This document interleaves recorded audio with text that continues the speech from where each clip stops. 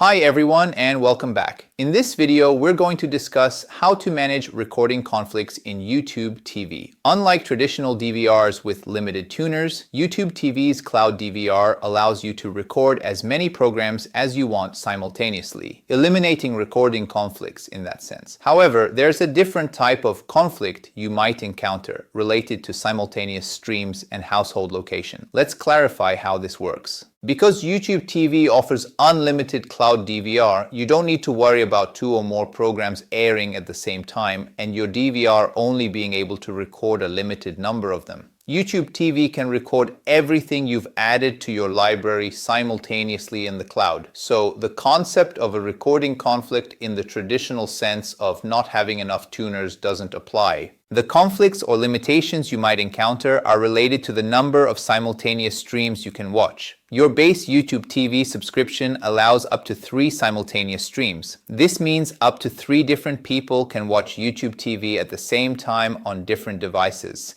If a fourth person tries to watch, they will receive a message that the maximum number of streams has been reached. This applies whether they are watching live TV, on-demand content, or a recording.